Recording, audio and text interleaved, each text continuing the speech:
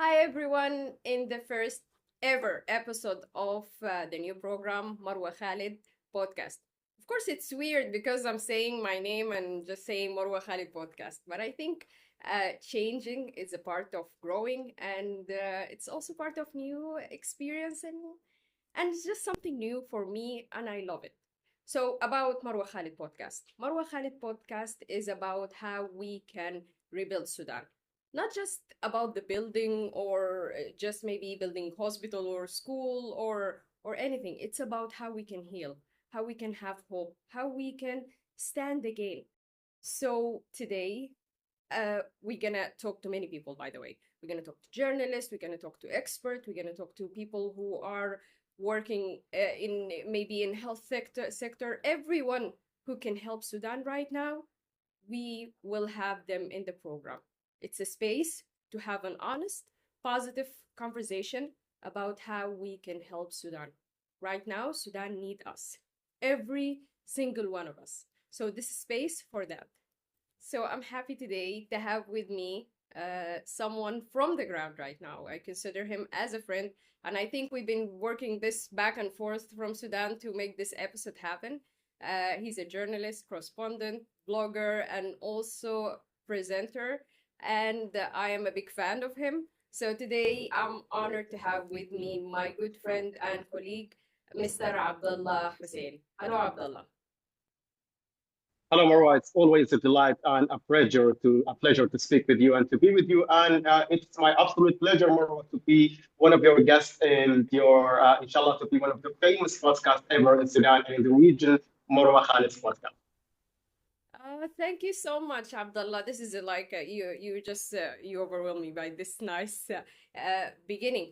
But first of all, before I say anything, how are you?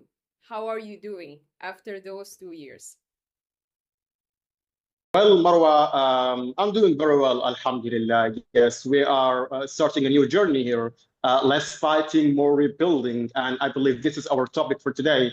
So I'm doing very well, Alhamdulillah. Yes, there are some troubles here and there, some issues with some basic necessities, but still we're doing very well regarding other regions that is still under heavy fighting and heavy bombardment. And right now, Marwa, let me just express my feelings and compassion to our fellow brothers and sisters who are being besieged right now in Al Fashr city, a city that has been under Yeah, siege by the RSF for several months, Marwa. It's a dire humanitarian disaster there.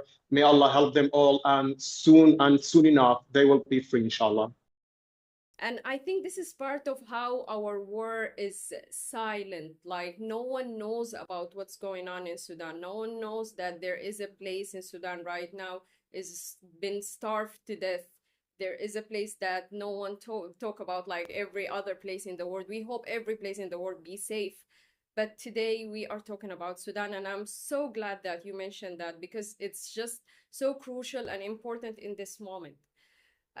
So Abdullah, I want to ask you right now, you know that we are healing, especially in the middle of Sudan, North Sudan, and also all the area that been reclaimed recently. So when you walk in the street in the morning or in the evening or maybe anytime, what is the most feature or thing that you could see that it reflect hope from the Sudanese people? Like what do you see that in the Sudanese people when you talk to them, when you just deal with them? Maybe you're just buying something. What is the most common thing that you see among Sudanese people? Well, Marwa, let me say that. First of all, I won't deny that it's some tough time for people around here, even in the recently reclaimed cities like Khartoum city, the capital, which I'm residing in right now. It's tough times going on in some parts of the country and some parts of the city, but still, the Sudanese people are resilient, Marwa. They find joy in every simple thing around them. Even when you're buying something, walking around the street, yes, there are some people who are troubled, who are feeling less hoped, let's say less hoped. But there are people who are feeling joy, who are chanting, laughing, telling jokes, sitting in tea stalls around the city, around the streets. Sudanese people are a simple nation, Marwa. They just want to find some joy. They just want to live their lives without burden.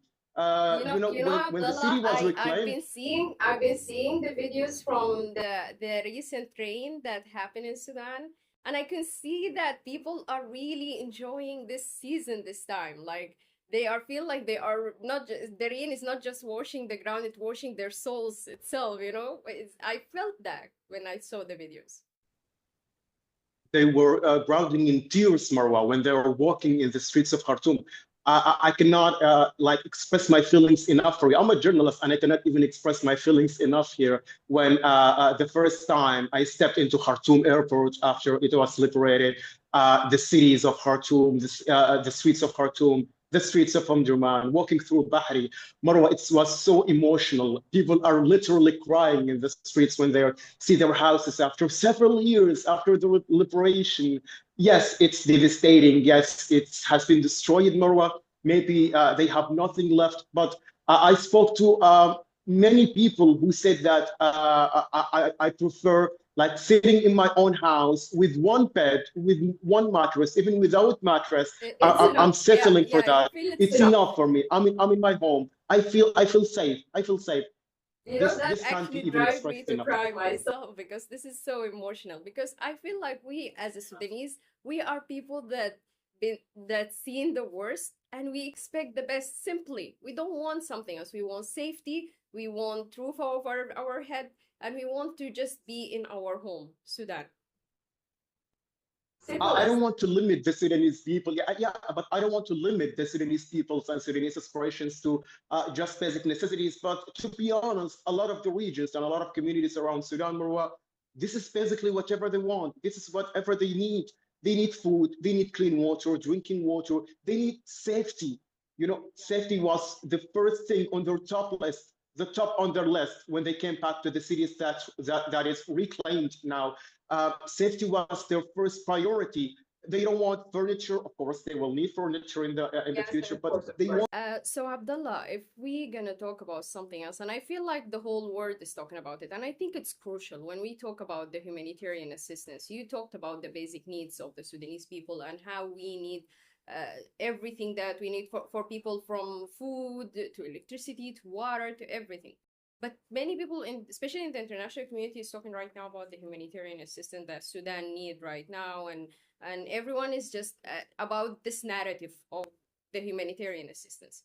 But I think there is different when it comes to defining the humanitarian assistance. Do you think what Sudan need right now is short-term humanitarian assistance or long-term? Well, you touched a really sensitive point here, Marwa. Humanitarian assistance is important for a country that's going through war, for a country that's going through a devastating crisis like the Sudanese conflict. But to be honest, the short-term humanitarian assistance, it's sort of like curing the symptoms, not the disease itself. And from my own point of view, the war isn't even the disease itself. Yes, there has been a catastrophe in Sudan that led to some other symptoms, but providing food, and it's important, and I wish that it would continue more and more, providing food to the internally displaced people, providing basic necessities for these families to feed them on a daily basis. Yes, it's fine, but it's not the entire role here. We need to fix their lives, not just keep them rolling and rolling on an empty circle where you're not going to keep feeding them for their entire lives. You need to help them. You need to provide some further assistance than that. And there are some organizations, Marwa, that are dealing with this issue as we speak, but it's not enough. We need to teach people, teach children, provide some tools for the skillful workers, do something that will help them to earn, to feed their families. Marwa, I was covering a story about one of the local kitchens, Takaya, as we call it in Sudan. Yeah. So, as you said, Abdullah, shout out to all Takaya in Khartoum that been working day and night during this war to make sure that food is being provided to all the people. And I think it's all by the personal expenses, not is not supported by anyone. It's just the people working together, supporting one another to make something good. Yeah. Yeah, Wallahi, Marwa, they are doing a very good job. It's an amazing efforts that have been stood together to give people food. It's just an amazing effort and an amazing initiative. And as you said, it's just local support, local organizations, locals supporting each other, donating even from their own food, donating even from their own stocks to help others from these Takaya. And as I was saying that when the aid stopped early this year after Donald Trump's decision to suspend all of the aid from U.S. aid, I spoke to some of these Takaya leaders and kitchens managers. They said that it was a devastating decision, Marwa. When aid stopped, literally the lights stopped. So there was no food, there was no aid for these people who have nothing, Marwa. They have no job, they have no food. Life isn't as usual. They are during a war. They are displaced. Even if they're in the homes they were living in, it's still not the same. They have nothing, You just literally imagine, nothing. you can imagine that just simple policy for one country could destroy how many people, you know? It's just something that really painful to hear, you know? Exactly, Marwa. For several months, they had nothing. They had nothing to eat. And when I say nothing, Marwa, I cannot stress this enough. Nothing to eat. One of the supervisors said to me, and it's devastating to say that, but he said that people are knocking on my door on a daily basis, even at night, to say, please give me something from your stocks, even if it's a dry food, even if it's anything at all. Just give me something to feed myself or feed my family. And he even gets touched. He gets emotional, Marwa. He says that I don't have anything to give you, sir, or ma'am, or anyone who's knocking on the door. I don't have anything. I literally have nothing. The aid is stopped. We have nothing to give you. So after several months of this blockade, they started to resume their business. Of course, out of 60 or 70 local kitchens, or tekaya as we call it, on Takaya, of course, for the people who doesn't know this word, just to clarify, it's a word that mean a place that you can get food for free. It's more like it's not a charity. It's just a collective work between the communities to help one another. Yeah. it's like a community kitchen, yes, Yeah. from the people to the people. Yeah. So when they lost hope completely in the aid, and the aid was basically limited after the U.S. Suspended all of its aid, then they were depending on other agencies from other countries, like the Norwegian Council and so on. But it's not quite enough.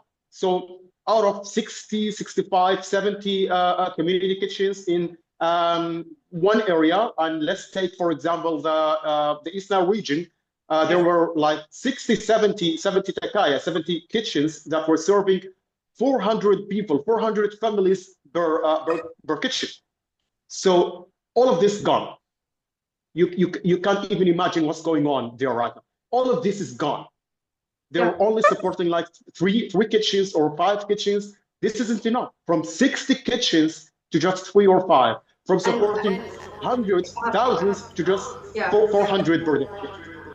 And yeah, Abdullah, what I want to say is that we have a great hope for this new government right now. And actually, the name of the government is the Hope Government. That actually could find solutions for this and maybe address the situation of this food security problem, especially in West Sudan, which is now the big concern for all of us, and especially Al Fashir right now, who we know that the starvation limit, and it reached actually famine level. So we hope that the stakeholder, the government, could find solutions right now for all of those issues, because right now it's time for action. It's time to help people.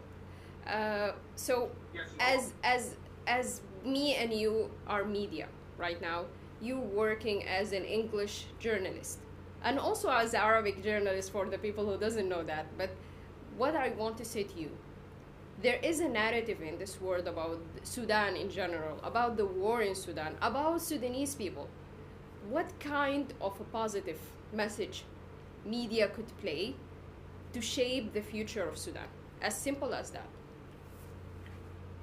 First of all, Marwa, let's address the ugly part, the bad part here. When I'm scrolling through media outlets, and I believe that everyone sees that also when they're scrolling through Facebook, Instagram, TikTok, anything at all, and they find something related to Sudan, 90%, maybe 95%, it will be about famine, war, Exactly, displacement, killings, exactly. murders, atrocities. No, no, Oh it's my just God, like yes, yes. negativity, 100% negativity, Marwa. And when you go to the comment section, you'll find that some foreigners from other countries, they don't know anything about Sudan, Marwa. They will be like, and I saw this comment multiple times on multiple platforms that, oh my God, this country again, oh my God, Africa again, what's going on with these people? We're It's Because just like we're their own just Africa. stories. Africa, that we mean we are hungry. No one knows that we have a war. No one know anything about Sudan right now. Yeah, so what kind of a positive message that we should do? What do you advise me to do? What do you should do? How can me and you and other colleagues could work together to actually build a message? Yes, I'm not saying, Marwa, that we shouldn't focus on relaying the war image to people that we're currently going through a war and a disaster and catastrophe and so on. But Yes. also, we need to focus on the positive side, Marwa. Like there are some stories that can raise hope in people.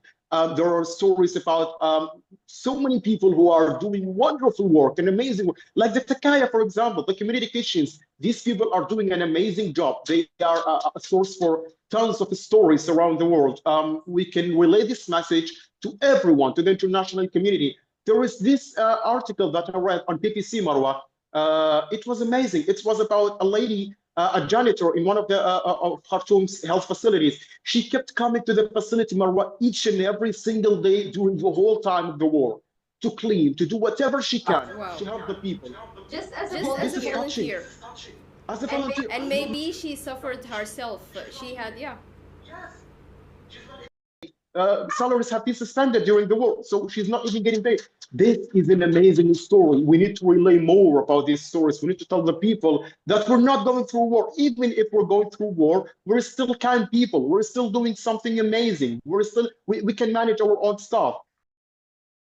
I really echo all what you said, Abdullah. This is amazing message, and this is what we should do. And we're sorry that I didn't know that this podcast is so short, but we're running out of time.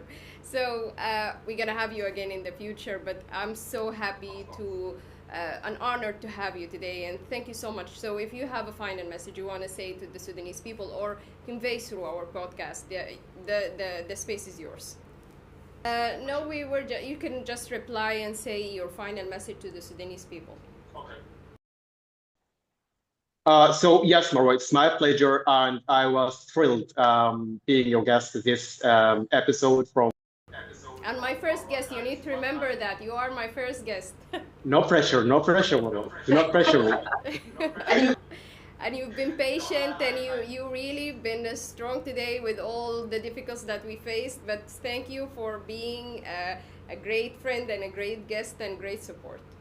You're doing a very good job. You're telling the people what we're going through. You're hosting people to tell their own narratives and to tell their own stories. This is amazing. This is what I'm encouraging to do. This is what we're encouraging people to do around Sudan, to tell other people, to tell international community, to tell every country around the world what we're going through, but from a different narrative.